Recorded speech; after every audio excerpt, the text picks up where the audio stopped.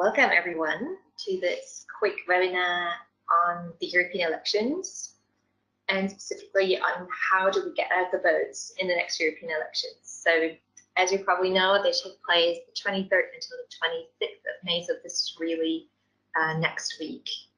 And in Germany, they're going to take place on the 26th, so this Sunday. So we have 8 days to go to actually mobilize our peers, our friends, our networks to get out the votes.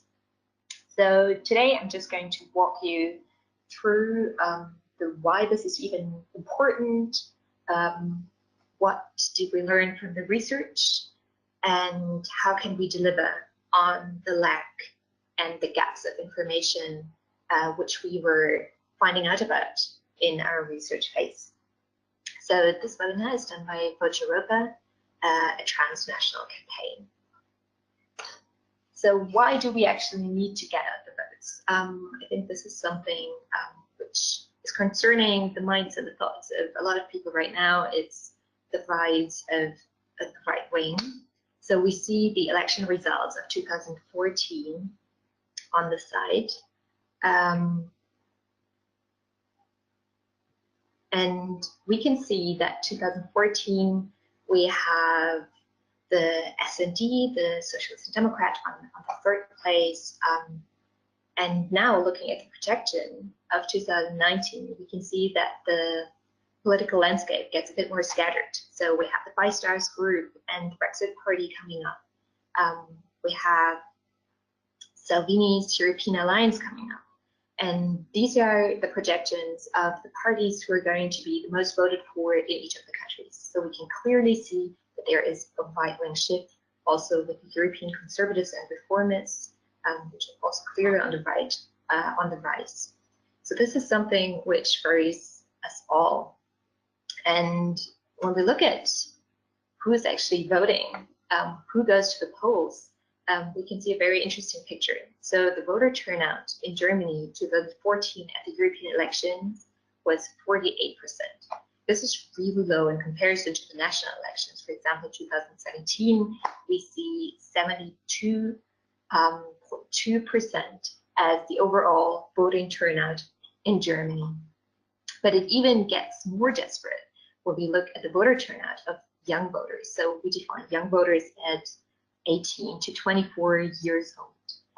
In the last European elections, this was 29% in Germany, but we can also see that in all the other countries, this is extremely low, even 6% of a voter turnout. This is also showing like the lack or the difference between the European elections and the national elections and how they are perceived. Because in the national elections 2017, we saw a voter turnout of young voters at around 68%.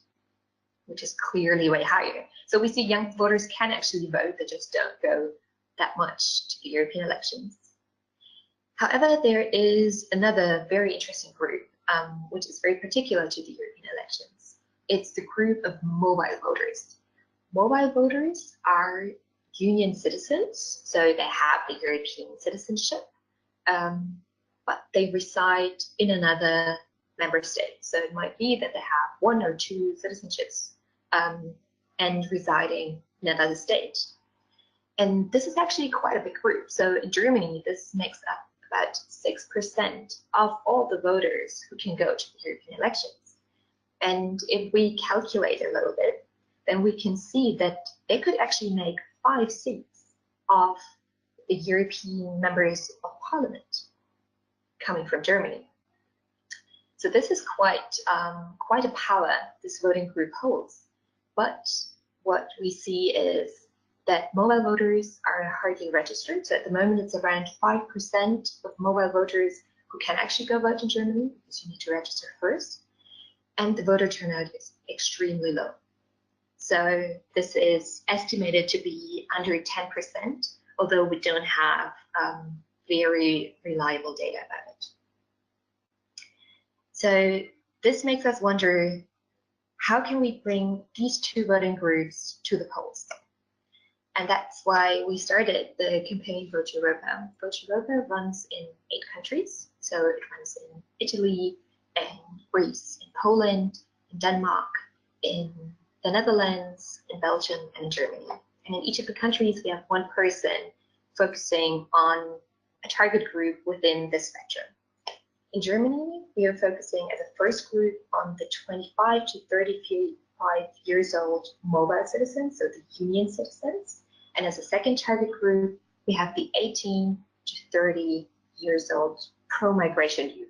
So in general, as we said, the European elections are not an election which gets a lot of attention. So this is why we obviously need to focus more on the already politicized, so the people who actually go vote also in the national elections, but who don't in the European elections, and who vote for an open, welcoming Europe. So in order to find out where is actually the problem, what can we do to make these people go vote, we did focus groups with different kinds of people in order to find out what motivates them, what could be the trigger points, and the second, what do they need? What can we deliver in order to make them go vote? So for the first group, we can see that what is a motivating factor, or what is a fear factor, is the right-wing shift and Brexit, obviously.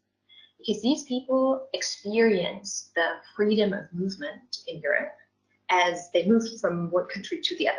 So seeing how Brexit is unfolding, how it's difficult, how people are trying to get European citizenship again, clearly is a fearful factor. And this also brings me to the second point, the importance of free movement.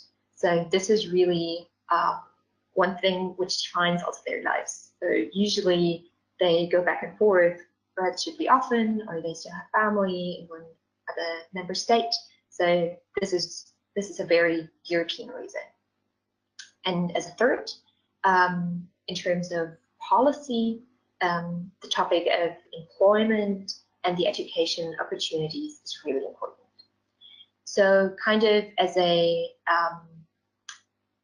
targeting motto, we address to the feeling of the Europeanness of the free movement. What do they actually need from us? What do they need in order to be able to get their votes out? So we need to have more awareness on the fact that you can actually vote from abroad. So if you have union citizenship and you live in another member state, you can decide if you're going to vote for one of your citizenships or for the country you're a resident in. So this information needs to be communicated, and the information about how you can actually go vote. So part of this is also, do we register? When is my registration deadline? How does this thing work? And as a third point, it's important that we communicate about how is this election going to interfere with my personal interest of free movement, of education and employment opportunities. For the second group, we also see that the right-wing shift is a fear factor. It's something which is concerning the group a lot. As a second one, it's migration as a European topic. So how does the topic of migration interlink with the European Parliament? How does my vote actually make a change in the migration policy? As a third one, which is very interesting, it's a feeling of responsibility. So usually this group has a good life, is happy, has a lot of privileges, and also have this feeling of I'm in a privileged position to do something. So as a kind of motto, we set up the voting in solidarity. What do they need? They need to know what is really my impact. Why does it matter that I go vote? And as a second, who really aligns with my views? So who is really there for me, who's really fighting for my values in the European Parliament? Who is an MEP I can trust, and who is someone who has a vision which aligns with my views?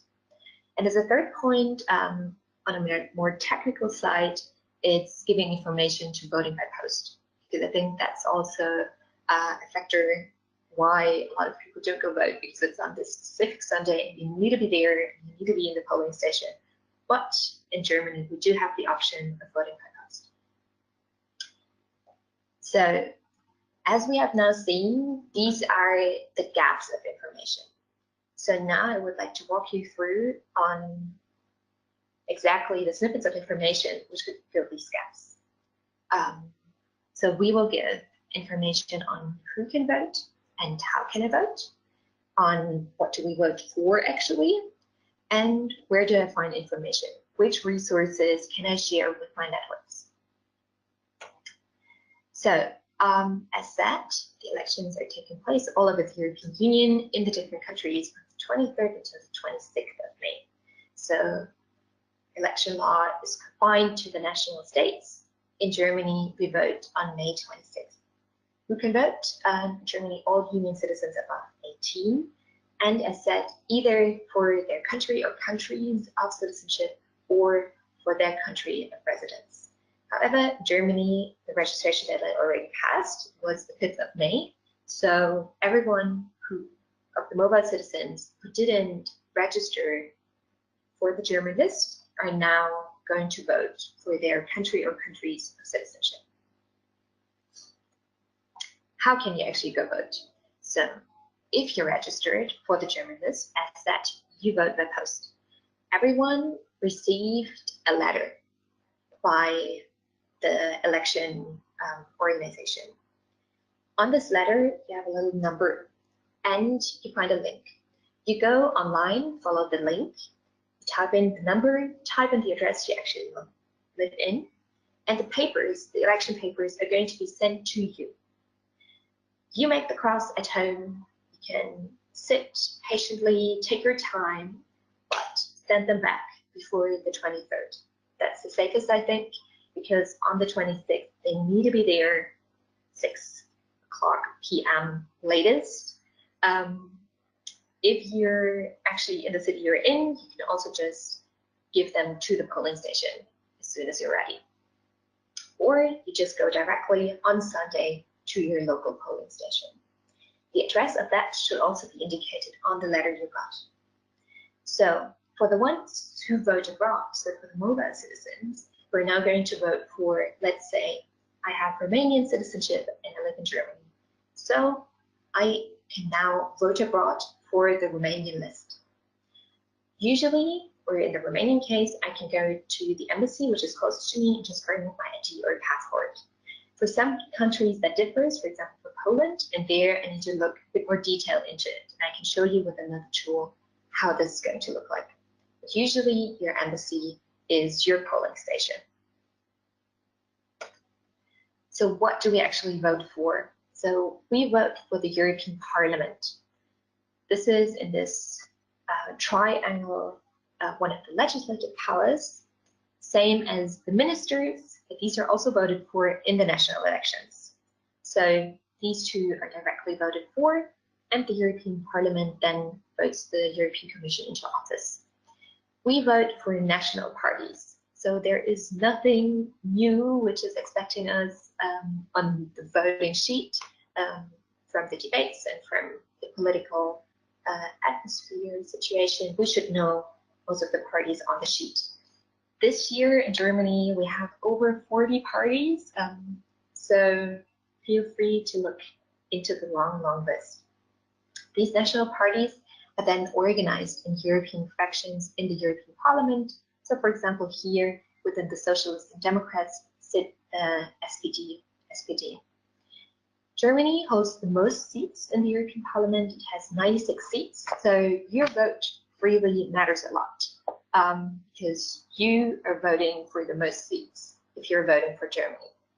Another argumentation line might be that you can say, for example, in the case of a smaller member state, let's say Malta, has the least seats, but actually you need less votes for one seat than in Germany.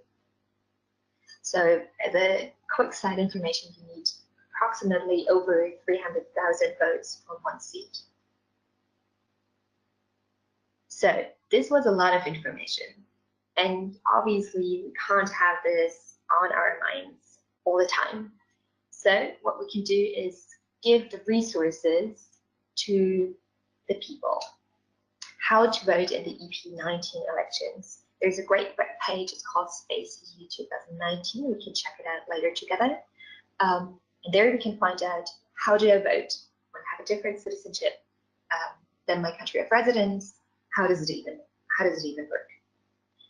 As a second one, if we know how we vote, we want to know who we are voting for. So there we have a national aid application. It's called Wahlmat. For everyone who have been voting in German elections already, probably you know it. In there are certain statements, and the parties all answered to these statements. So you can really find out what is their stance about it and what is their argumentation line. Another interesting tool is done by the Youth Forum. Check it out. There you can compare different candidates. And if you really want to know, now I know how I vote, who I'm voting for, but why should I really, does it really matter? Yes, it does. Check out Your Vote Matters, and you can play around a little and see, how does my vote influence the decisions of the European Parliament? So these 3 things can always be shared with our networks. So what do we know now? So VoteEuropa Germany or Deutschland has a Facebook page. Have a look. We post most of the resources and argumentative videos. So share if you care. As a second point, this is really important. Talk to your friends, colleagues, networks, because from research, we know that voting is social. So what makes us vote is the feeling of all the other people are also voting. This is something you do out of tradition. This is just what you do. So talking to someone you trust is probably the #1 factor which makes you go vote. As a third one, show the resources. These resources are really a helpful tool to make clear where do I find which information and to give me a bit more security in the voting process. And what would be great, make your own Get Out the Vote video. What we see is, to get out of the usual bubbles, it's really helpful to boost these videos via social media. And later we can talk about how you can do your own video. We have 8 days left, and this is the time where people are still deciding to go to vote, not that much more earlier. So we still have the time to get out your voice of why you go vote, what's your emotional reason, and to convey the information people need. So the question of how do we deliver the information? So how do we do a Get Out the Vote video? Step 1 is the personal part. So this is really what is getting people to vote, to make clear why you vote. And the more personal it is, the more people can actually connect to the story. So if we're just saying, you know, I'm really concerned about the right-wing shift, this is why I go vote, this is a little bit too little details. So we need to do a bit more and to be a bit more concise. As a step 2, there is a technical part. So as said, people are lacking clear information. So after having the personal why do I really, we need the technical part of which information do I want to convey. Do I want to share a certain resource and say, use it, find it out, do it? Do I want to share the process of voting by post? Do I want to make clear how much your vote matters and you show the resource of Your Vote Matters? That could be things you can show in the technical part. Then step 3, what is really your call to action? So yeah, go vote, or yeah, get your voting by post now, send it now, whatever. This really depends on your line of argumentation. So in these easy 3 steps, you should be able to just make a go to vote video. And I will let you share an example from Sarah with you.